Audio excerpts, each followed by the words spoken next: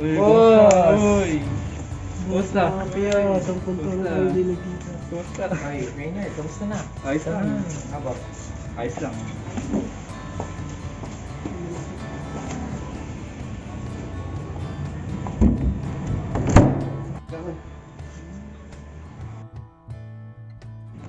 Oo, ayun yun. Pinapakinggan mo. Yung bagong kanta na Alex. Hindi, Tito Miranda to. Ah, sige.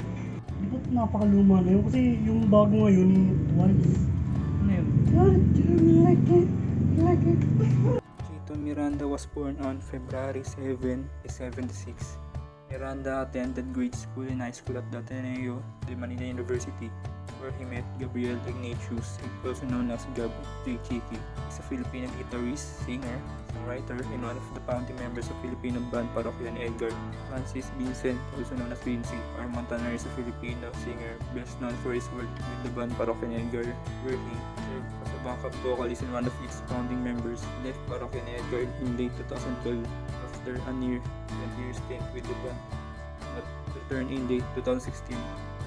Buhawi, also known as Louie F. Meneses, is a Filipino bassist for the band Parokya ni Edgar and formerly for Paco. Darius Gerald Usaman is a Filipino lead guitarist for the band Parokya ni Edgar and now is the oldest member of the group.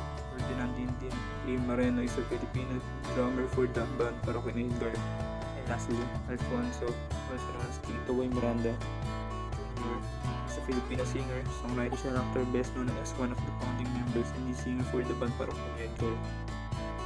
They formed a garage band during their high school years. The group was known in school to be class clowns. Normally in shows, they would show up in women's clothing to entertain victims of earthquakes and typhoons and sing off-key in poetry readings. They eventually landed the role of front act band for the locally well-known Philippine alternative rock band, the Eraserheads. Later on, Bowie Meneses and soulmate Dindin Moreno joined as bassist and drummer, respectively. When they graduated high school, Staco and Yap decided to leave the group to pursue other interests. Shortly thereafter, Darius Semanya joined to complete the sextet.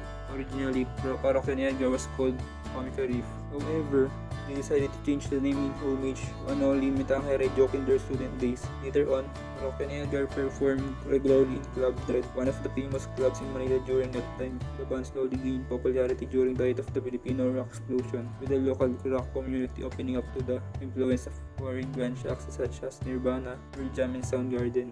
Eventually, the late managing director of Universal Records, Bela Dita and Eric Sistan, signed them as contract artists after witnessing one of the performances at Club Dread. The band garnered a triple platinum award for their first album, Kangkong Cornets. Miranda is good friends with fellow Filipino artists Kamikaze, vocalist EJ Contreras, and rappers Black Nine, and the late Francis Magalona.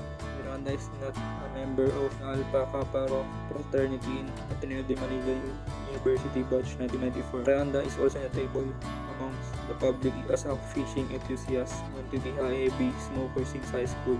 Miranda quit smoking after undergoing an executive health checkup in 2013. Miranda previously dated actress Tia Abad from early in 2000 until their breakup in 2009. In 2014, Miranda married actress Nerina Ing. December 13 in a formal wedding in Tagaytay. The following day, in August 2015, Miranda confirmed that Naik had suffered from a miscarriage. It should have been their first child on June 19, 2016. Father's Day in the Philippines, Miranda announced that he and Naik were expecting a child again.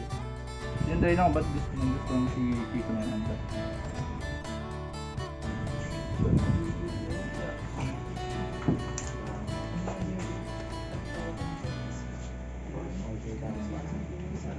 Uy, teka!